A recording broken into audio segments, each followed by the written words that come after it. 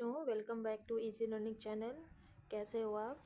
तो last video में हम लोगों ने weather and climate chapter finish किया था, जो कि चैप्टर नंबर 5 है, क्लास 5th का। और आज की इस वीडियो में हम लोग क्या करेंगे, राउंड अप करेंगे और एक्सरसाइजेस कंप्लीट करेंगे। ये देखिए एक्सरसाइजेस। तो राउंड अप हम लोगों को कैसे करना चाहिए, और ये बहुत ही इम्पॉर्टेंट है। पूरा चैप्टर का जो एक्सप्लेनेशन है यहाँ पर आप इजीली समझ सकते हैं, इसलिए राउंड अप दिया जाता है बुक्स में। और इसमें राउंड अप में क्या होता है कि जो चैप्टर में आपने पूरा पूरा पढ़ा है उसके बारे में यहाँ पर शॉर्ट में दिया जाता है। तो इस चैप्टर में हम लोग वेदर एंड क्लाइमेट के बारे में पढ़ा है, तो उसको बस यहाँ पे शॉर्ट टर्म में दिया गया है। जैसे कॉन्सेप्ट होता है उसको कॉन्सेप्ट के मैप की तरह यहाँ दिया गया है।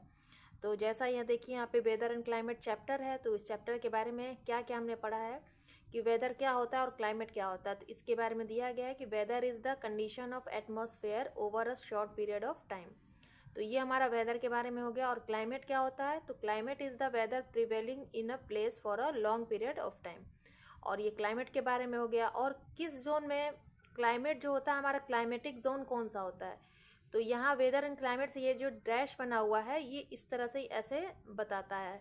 यहाँ से सीधा क्लाइमेट के बारे में बताएगा। और क्लाइमेटिक जोन कौन से होते हैं, टॉरिड जोन होते हैं, टेम्परेट जोन होते हैं, फ्रिजिड जोन होते हैं। तो ये क्लाइमेटिक जोन होते हैं 3 तरह के। और वेदर कैसे किस तरह से क्लाइमेट को इन्फ्लुएंस करता है, कौन कौन से फैक्टर होते हैं जो क्लाइमेट को इफ़ेक्ट करता है, तो उस इफेक्ट के बारे में यहाँ पे दिया गया। Distance from the equator, altitude, distance from the sea, direction of the wind, humidity and rainfall. Weather जो है इस तरह से क्लाइमेट को इफ़ेक्ट करता है। ये फैक्टर्स होते हैं जिससे क्लाइमेट इफ़ेक्ट हो जाता है। तो अब आते हैं हम लोग एक्सरसाइज की तरफ। एक्सरसाइज में क्या है, सबसे पहले हमारा fill in the blanks. Fill in the blanks में क्या है, यहाँ पे नंबर्स नहीं दिए गए हैं, यहाँ पर आपको ध्यान रखना होगा। यहाँ पर the scientist who study weather are called. उस साइंटिस्ट को क्या कहते हैं जो वेदर के बारे में बताता है। तो हम लोग स्टार्टिंग में ही इसके बारे में पढ़ा था कि वेदर जो हमें वेदर का अध्ययन करता है उसे कहते हैं मेट्रोलॉजिस्ट। सेकंड है हमारा यहाँ पे, the places at dash altitude are colder than the place at dash altitudes. तो कौन सी प्लेस पर ज़्यादा कोल्ड होता है और कौन सी प्लेसेस पर एल्टीट्यूड वेदर प्लेसेस पर लोअर होता है वेदर। तो the places at higher altitude are colder than the places at lower altitude. मतलब हायर जहाँ एल्टीट्यूड होता है वहाँ पर कोल्ड ज़्यादा होता है लोअर एल्टीट्यूड के मुकाबले में। थर्ड वन है हमारा यहाँ पर, places in the receive direct rays of the sun. कौन सी प्लेस पर जो सन रेज होती है डायरेक्ट रिसीव होती है। तो इक्वेटर के सामने जो होता है वो सन रेज उस पर डायरेक्ट पड़ती है। तो यहाँ पर हम लोग क्या फिल करेंगे, इक्वेटर। फोर्थ है हमारा, मॉइस्चर और water vapour in the air is called humidity. Moisture या वाटर वेपर को हम क्या कहते हैं, जो एयर में प्रेजेंट रहता है उसे हम ह्यूमिडिटी कहते हैं। फिफ्थ वन है हमारा, the earth is divided into heat zones. Heat zones को कितने पार्ट में डिवाइड किया गया है, 3 पार्ट्स में। तो ये हमारा a fill in the blanks complete होता है। अब हमारा आता है बी, ट्रू और फॉल्स, जिसको करना है state whether the following statements are true और फॉल्स। और यहाँ पर नंबर्स नहीं दिए गए हैं, आप इसका ध्यान रखिएगा, खुद से ही नंबर्स यहाँ डाल लीजिए। 4, 5। The equatorial region is located near the poles. ये सही है।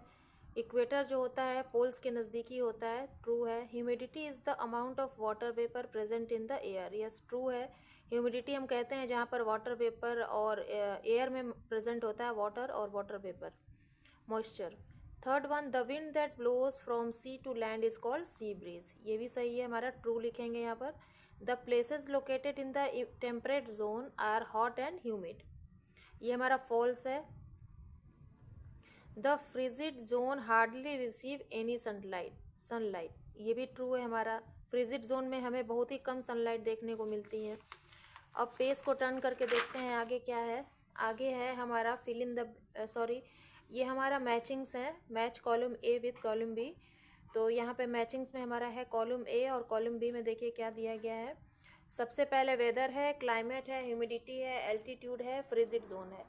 तो यहाँ पर आपको सबसे पहले पढ़ना है और देखना है कि कौन सा आपको मैच कर रहा है, किससे कौन सा रिलेटेड है। जैसे वेदर है तो वेदर क्या होता है, लॉन्ग पीरियड के लिए होता है, शॉर्ट पीरियड के लिए होता है, या फ्रीजिंग टेम्परेचर है, रेनफॉल है, हाई एबव सी लेवल, क्या है इसमें से आपने इस बुक में क्या क्या पढ़ा है।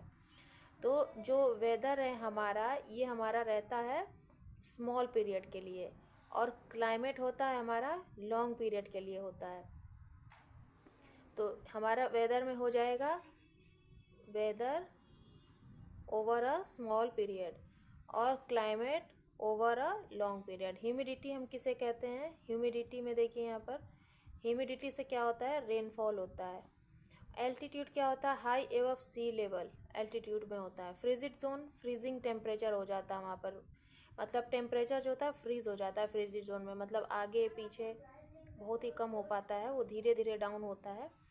तो ये एक्सरसाइज हमारा कंप्लीट हो गया। और नेक्स्ट है हमारा क्वेश्चन आंसर, जो कि ब्रीफ में देना है आपको। यहाँ पे लिखा है ब्रीफ, लेकिन इसमें आपके बुक में बहुत ही छोटे छोटे आंसर्स दिए गए हैं, इसको हम लोग छोटे में ही लिखेंगे। और यहाँ पर है हमारा लॉन्ग आंसर डिटेल्स में, तो इसको हम लोग लिखेंगे नेक्स्ट वीडियो में। आज ये वीडियो ज़्यादा लंबी हो जाएगी, तो तब तक आप इस फ़िलहाल एक्सरसाइज को कंप्लीट कीजिए और वीडियो पर एक लाइक ज़रूर कर दीजिए, और चैनल पर नए तो सब्सक्राइब कर दीजिए, और वीडियो ज़्यादा से ज़्यादा शेयर कीजिए ताकि और भी बच्चों को की प्रॉब्लम्स जो हैं वो सॉल्व हो सकें। तो चलिए मिलते हैं फिर से नेक्स्ट वीडियो में, तब तक के लिए बाय बाय।